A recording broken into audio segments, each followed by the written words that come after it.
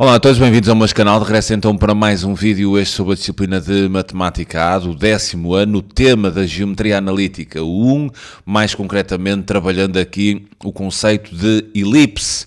Então temos aqui um problema que nos diz o seguinte: considerem referencial x ou y a equação da elipse que nos é apresentada aqui desta forma: x² mais 9y igual a 4. Atenção que esta equação não está na forma reduzida. E então o problema pede-nos que determinemos então a distância focal. Antes de começar a resolver o exercício, eu vou aproveitar este vídeo para vos transmitir aqui algumas propriedades da elipse.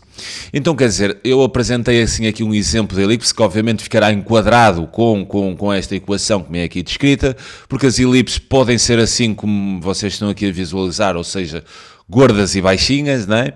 Mas também podem ser altas e magrinhas, também poderia ter assim uma elipse, não é? Assim, desta maneira. Ou seja, vocês elipses vão ter dois tipos. Vão ter este tipo azul, gordas e baixinhas, como eu chamo, ou então, assim, neste caso amarelo, altas e magrinhas. O mais normal há de ser aparecer estas gordas e baixinhas. No entanto, também existem as outras, quer dizer, estas altas, e eu vou-vos dizer algumas pistas que vocês podem perceber se estamos perante uma elipse gorda e baixinha ou então alta e magrinha. Neste exercício, então, optei por colocar aqui um tipo assim, desta forma, ou seja, gorda e baixinha, e sendo assim, para estes casos, nós temos assim aqui dois eixos da elipse. Temos assim primeiro temos a elipse estar centrada. Eu escolhi ela estar centrada ali na origem do referencial, né? Pode não estar centrada na origem do referencial, mas neste caso está. E então, se é gorda e baixinha, como neste caso, nós temos aqui um eixo maior, que neste caso é o eixo das abscissas, que eu vou assim colocar aqui amarelo, né? Este eixo assim aqui amarelo é designado então como eixo maior. Eixo maior, e este eixo maior tem um comprimento que definimos como 2A, ou seja, o comprimento do eixo maior é 2A. Atenção que isto 2A é o comprimento do eixo maior. Se ela fosse alta e magrinha, o eixo maior já estaria aqui no eixo dos y, e então, quer dizer, este comprimento aqui do eixo maior já seria no eixo dos y, mas continuava a ser 2A, ok? 2A é o comprimento do eixo maior, seja lá qual for a forma da elipse. E temos este eixo maior e, obviamente, temos aqui outro eixo, não é? E reparem que este eixo aqui que eu estou agora a delinear a verde não é nada mais do que a mediatriz, né? A mediatriz do eixo maior, e nós designamos exatamente este eixo. Parece que faz sentido, não é? Eixo, se aquele é o maior, este há de ser o eixo menor, cujo comprimento desse eixo menor vamos designar como comprimento 2b. Depois temos aqui também outras propriedades, obviamente, quer dizer, vou apresentar aqui os focos da elipse, que estará inerente à própria definição de elipse. Os focos da elipse, eu vou colocar assim aqui um foco, vou então designar como foco 1, e depois teremos um outro foco que está à mesma distância do eixo menor, mas para o outro lado, ou seja, terei assim aqui um foco 2, obviamente que a distância de F1 até ao centro da elipse há de ser a mesma distância do centro da elipse até ao foco 2. Uma ideia importante: os focos estão sempre situados em cima do eixo maior, ok? Os focos nunca vão estar em cima do eixo menor. Se a elipse estiver assim, este formato, alta e magrinha, nós teríamos aqui o eixo maior, teríamos aqui, por exemplo, o centro, quer dizer, eu tinha então aqui o foco 1, né? E teria aqui o foco 2. Ou seja, os focos estão sempre posicionados em cima do eixo maior, ok? E reparem que este eixo menor há de ser simplesmente a mediatriz, né, da distância, quer dizer, deste segmento que eu podia criar entre os focos. Agora, atendendo aqui a outra propriedade importante, que é a própria definição de elipse, né? Se eu pegar assim aqui num ponto, imaginem que eu pego assim aqui num ponto qualquer, vou designar então esse ponto P, e a distância deste ponto P a este foco 1, mais a distância deste ponto P do mesmo ponto, né, ao foco 2 é constante, e essa é exatamente a definição de elipse, é o conjunto de pontos cuja soma das distâncias aos dois focos é sempre constante. Ou seja, eu vou criar assim aqui essa mesma ideia, a distância de P é F1 mais a distância de P ao segundo foco, é constante e é sempre igual ao comprimento do eixo maior. O que faz sentido, imaginem que, quer dizer, qualquer que seja o ponto P, né, a distância há de ser sempre constante. Então, se imaginarem que eu tinha assim aqui o ponto P, né, imaginemos que o ponto P estaria naquela posição, assim naquela, se a distância é sempre igual, né, imaginem que o ponto P estava naquela posição, então eu teria aqui a distância de P é F1, né, e depois teria a distância de P até F2. E reparem que a distância deste vértice aqui, nós já vamos aos vértices, é F1, visto que o eixo menor é mediatriz aqui dos focos, quer dizer, a distância deste vértice é F1, há de ser igual à distância deste vértice F2. Então, se eu pegasse aqui neste primeiro segmento vermelho que eu desenhei, ele tem exatamente este mesmo comprimento, então a soma das duas distâncias daria-me o comprimento do eixo maior, daí que a soma destas distâncias de um ponto qualquer na elipse aos dois focos é constante e exatamente igual ao comprimento do eixo maior. Agora, isto também temos aqui outra propriedade, eu vou só apagar isto, é para depois ficar mais clean aquilo que eu irei dizer-vos agora. E reparem que é esta distância entre focos, né? A distância que vai de F1 a F2, ou seja, a distância que vai de F1 até F2, este comprimento, designamos por distância focal e designamos então por 2C, onde 2C é a distância focal, é a distância entre focos.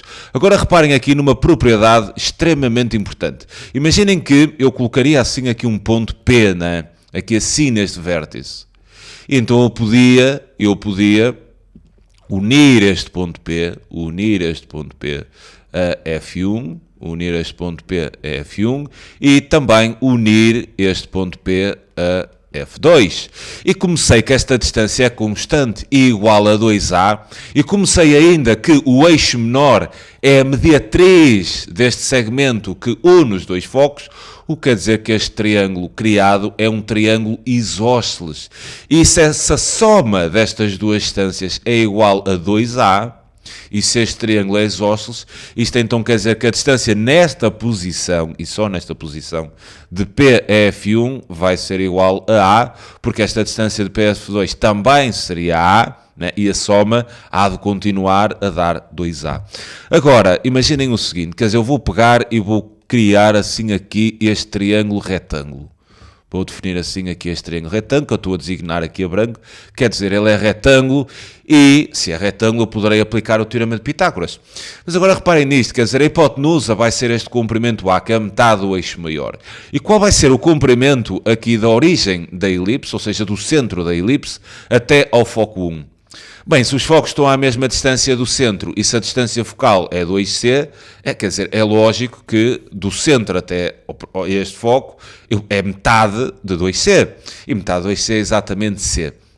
E reparem também que o comprimento do eixo menor é 2B, né? E então quer dizer que do centro da elipse até este vértice só poderá ser, né, metade de 2B, então será B. Sendo assim, se eu tenho aqui este triângulo retângulo com estas medidas, eu posso então criar também aqui uma ideia aplicando o teorema de Pitágoras, dizendo que A quadrado é exatamente igual a B quadrado mais C ao quadrado, onde A é metade do comprimento do eixo maior, B é metade do comprimento do eixo menor e C é metade da distância focal. Ok? Agora, antes de me virar aqui para o exercício, eu vou-vos também apresentar aqui alguns pontos que, se a elipse estivesse centrada na origem Nós podemos também aqui falar deste vértice, eu vou designar assim aqui vértice 1, designar assim ali vértice 2, designar assim ali vértice 3 e designar assim ali vértice 4. E se a elipse estiver centrada na origem, quer dizer, eu posso descrever as coordenadas destes vértices da seguinte maneira. Posso então dizer, eu vou colocar assim aqui esta ideia ou outra cor. Pode ser então azul. Por exemplo, o vértice 1 terá de coordenadas, visto que a elipse está centrada na origem, e se este comprimento do eixo maior é 2A, e como aqui é o 0, né? Então ali há de ser menos A, em termos de coordenadas, então o vértice 1 terá de coordenadas menos A, 0. Atenção que esta generalização que eu estou a fazer das coordenadas é apenas válida para a elipse nesta forma, ou seja, gorda e magrinha. Se for alta, gorda e baixinha, peço desculpa. Se for alta e magrinha, tipo espalmada, que estas coordenadas já serão ligeiramente diferentes, mas até vos convido a apresentarem assim uma elipse alta e magrinha e tentarem generalizar aí as coordenadas desses vértices. Bem, neste caso, o vértice 1, visto o eixo maior está sobre o eixo das abscissas, terá então de coordenadas menos A, 0. O vértice 2, que é este aqui, também está em cima do eixo maior e terá então de coordenadas A positivo, né? 0. Reparem que se esta distância de V1 a V2 é 2A e ela está centrada na origem, o que isto quer dizer que é A para cada lado, né? Em termos de distância. Mas obviamente estamos num sistema de coordenadas, daqui a aqui é A, tudo bem, mas em termos de abscissa será negativa, naquele caso será positiva. Quanto ao vértice 3, que está ali em cima, quer dizer, terá de coordenadas, está em cima do eixo menor, né? Então o x é 0, visto ela estar a elipse centrada na origem, e a ordenada do vértice 3 há de ser B. E ainda posso descrever o vértice 4 cá em baixo, generalizando as suas coordenadas, como o x é 0 e o y há de ser então simétrico de metade do comprimento do eixo menor. Posso ainda também fazer uma generalização para as coordenadas dos pontos focais, tendo em atenção que a distância focal é 2c, né? E aqui o eixo menor é a mediatriz da distância focal, então eu podia definir este vértice 1 de coordenadas, daqui a aqui é c, né? Então teria de coordenadas a abscissa C e ordenada 0. E podia definir também as coordenadas do segundo foco como menos C e 0. Ok? Pronto, estas são as propriedades da elipse, né? Mas para este caso, quer dizer, estas propriedades vão ser transversais. Agora, apenas estas coordenadas e estas notações estão associadas a esta forma de ser gorda e baixinha. Se for alta e magrinha, quer dizer, o eixo maior vira para o eixo das ordenadas e o eixo menor vira para o eixo das abscissas, o que faz sentido, não é? As ideias vão ser as mesmas, mas terão que fazer os tais acertos.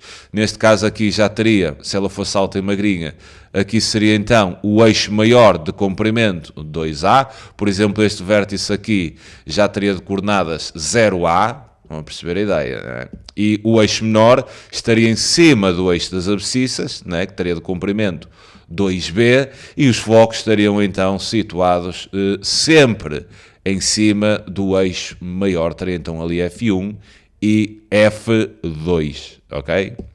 Tenham cuidado, esta notação apenas para esta forma. Se for alta e magrinha, façam o desenho, né? As ideias não vão mudar, mas depois as coordenadas, obviamente que sim. Bem, agora vou-me propor, aproveitei também este vídeo para fazer assim esta abordagem teórica, e agora vou-me propor a resolver o problema que apresentei aqui. Temos então a equação da... falta falar nisso. É que a equação reduzida, cuidado, a equação reduzida da elipse, a equação reduzida da elipse é a seguinte, quer dizer, x ao quadrado sobre a ao quadrado mais y ao quadrado sobre b ao quadrado igual a 1. Quer dizer, esta é a equação reduzida da elipse, onde x e y serão estruturais e a e b, a é metade do comprimento do eixo maior e b é metade do comprimento do eixo menor. Mais uma vez reforço que esta equação deve ser vista para este tipo de elipses gordas e baixinhas, se a elipse for alta e magrinha, É que reparem que o eixo maior, neste caso, aqui primeiro, o eixo maior está sobre o eixo das abscissas, né? Está sobre o eixo das abscissas. Se ela for alta e magrinha, o eixo maior já está sobre o eixo das ordenadas. Então, se ela for alta e magrinha, eu devia olhar, porque aqui o eixo menor está sobre o eixo das abscissas. Se ela for alta e magrinha, eu devia então olhar para a equação da elipse desta forma. X² sobre b ao quadrado mais y² sobre a², porque neste caso dela ser alta e magrinha, o eixo maior já está situado no eixo dos y's. Cuidado! É só trocarem isto, mas obviamente têm que o fazer. Por isso, por exemplo, isto é uma ideia engraçada, porque reparem assim no seguinte. Imaginem que eu vos dava assim a equação, aqui x² sobre b². Imaginem que eu vos dava assim aqui a equação reduzida de uma elipse. Por exemplo, x² sobre 9 mais y² sobre 4, quer dizer igual a 1. Então, sobre o x², quer dizer, está o maior valor. O que isto me quer... E 4 é mais pequeno do que 9. Se sobre x² está o maior valor, então quer dizer que o eixo maior é o eixo das abscissas. Então ela vai ser gorda e baixinha. Mas se a equação da elipse for apresentada desta forma, por exemplo, x² mais y² sobre 9, eu agora reparo aqui que este 9 é maior do que 4. O que quer dizer que o eixo maior está está em cima do eixo dos y. Então, neste caso, ela já seria alta e magrinha, porque o eixo maior seria posicionado, estaria sobre o eixo das ordenadas. Eu já não sei se disse aqui eixo das abscissas ou não. Se disse, peço desculpa, obviamente que y é o eixo das ordenadas. Esta, então, olhando para a equação reduzida, podemos logo perceber que tipo de elipse temos, vendo então o maior valor está sobre o x ou sobre o y. Se estiver o maior valor sobre o y, então ela será alta e magrinha, visto que o eixo maior estará aqui em cima do eixo das ordenadas. Se o valor maior estiver em denominador de x, então ela será gorda baixinha, visto que o eixo maior, né, estará então posicionado sob o eixo das abscissas. Ok? Isto é uma forma também de perceberem, olhando para a equação reduzida, qual é o desenho. Mas agora eu dei-vos aqui uma equação, engraçada, né? Porque reparem, a equação que eu vos dei, não é a equação reduzida. A equação reduzida tem de estar sobre esta forma e exatamente sobre esta forma. Ou seja, vamos ter que pegar nesta equação da elipse e fazer uma manipulação a esta equação de modo a enquadrá-la nesta equação reduzida, de forma a que me permita saber o comprimento de metade do eixo maior, né? E o comprimento de metade do eixo menor. Porque se a pergunta é a distância focal e a distância focal é igual a 2c, isto quer dizer então que eu preciso de saber o comprimento, ou seja, o valor de c, né? Que é metade da distância focal, e para saber o valor de c eu vou então usar aqui esta igualdade, né? Mas para saber este valor de c eu terei então que introduzir, né, a e B, sendo A metade do eixo maior e B metade o comprimento do eixo menor. Por isso, e posso fazer esta leitura de A e B na equação reduzida, mas não da forma como foi apresentada. Terei então que fazer aqui alguma manipulação. Como é que fazemos isto? Tem x² mais 9y igual a 4. Né? Agora, como é que eu passo daqui para aqui? Né? Reparem o seguinte. Primeiro acerto. O segundo membro, tem de ser igual a 1. Primeiro ponto, tem de ser igual a 1. Então, se o segundo membro tem de ser igual a 1, este 4 não pode ser 4, quer dizer, tem que ser 1. Então, como é que eu passo este 4 para 1? Muito simples, divido por 4.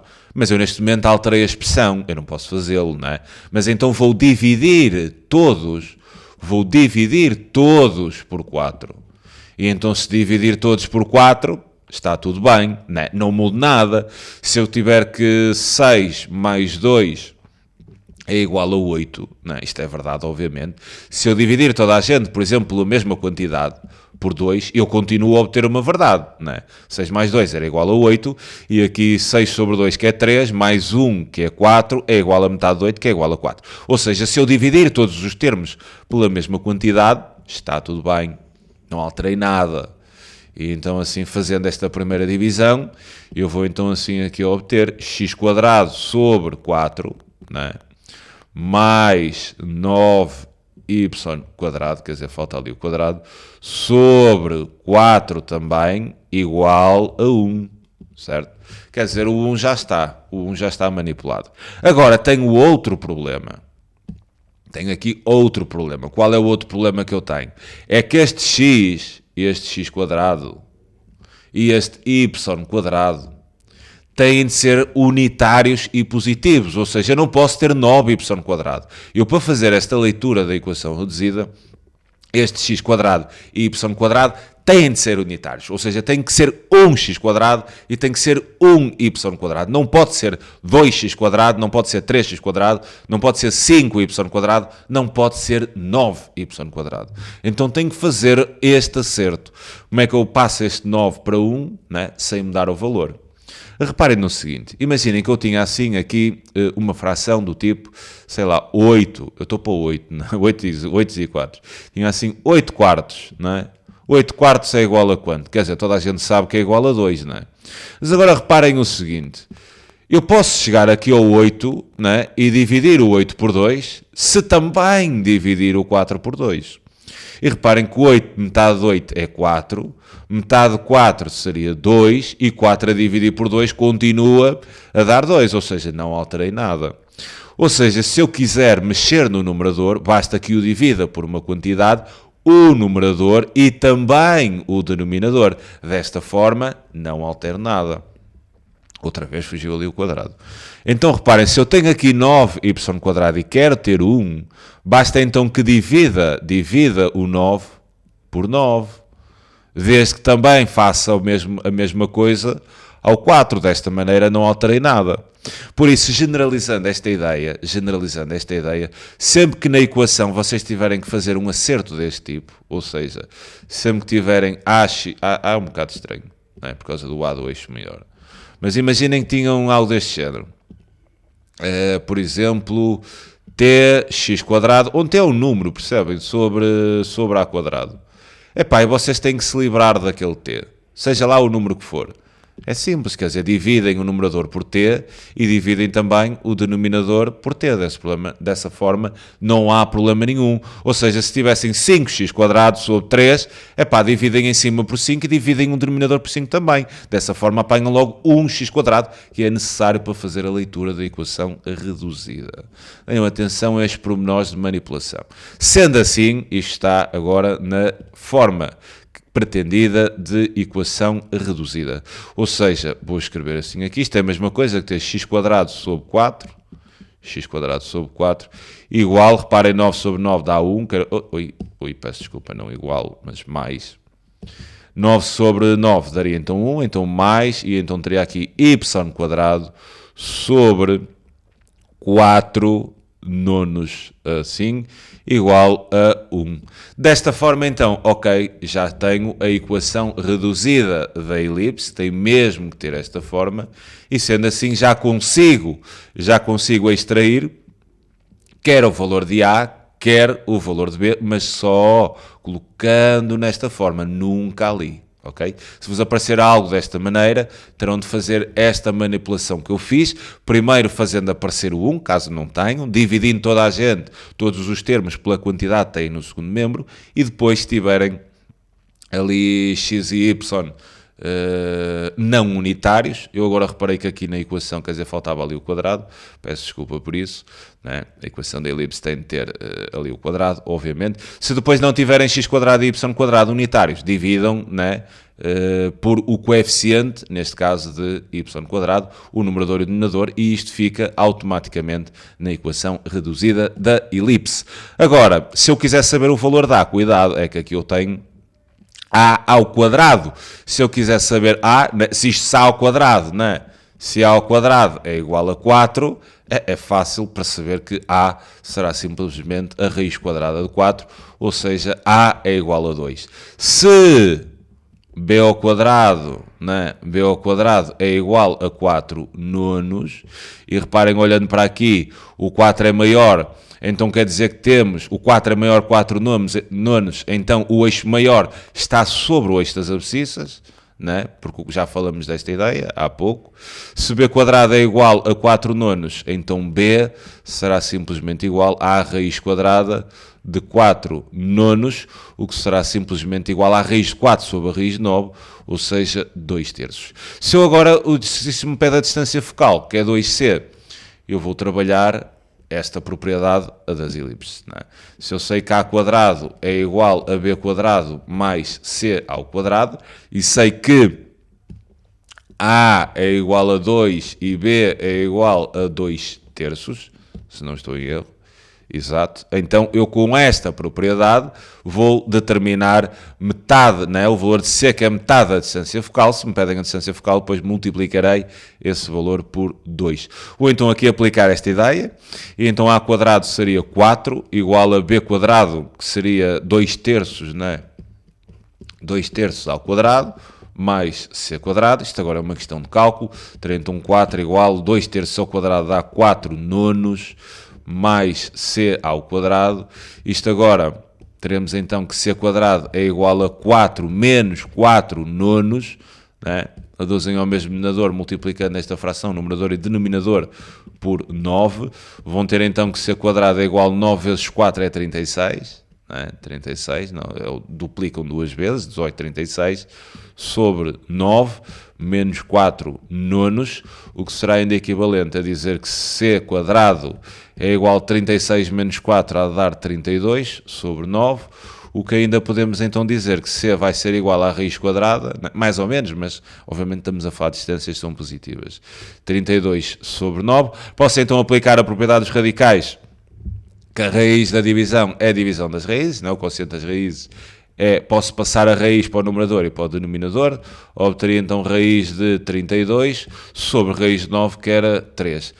Posso também ainda racionalizar, não, simplificar esta raiz, fazendo a decomposição, dividindo por 2 que dá 16, dividindo por 2 que dá 8, dividindo por 2 que dá 4, dividindo por 2 que dá 2, dividindo por 2 que dá 1, fazendo agora aquela ideia dos pares, tenho um par de 2, tenho outro par de 2, o que isto quer dizer que raiz de 32 há de ser simplesmente 2, né? Este par salta para fora como 1, vezes 2, este par também salta para fora como 1, raiz de 2, ou seja, raiz de 32 é a mesma coisa que ter 4 raiz de 2.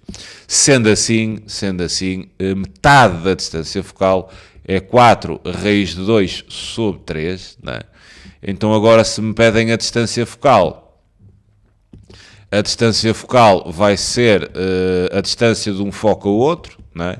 E reparem que a distância focal é igual a 2C, o que vai ser então o dobro disto, ou seja, 8 raiz de 2 sobre 3. E esta é então a minha distância focal.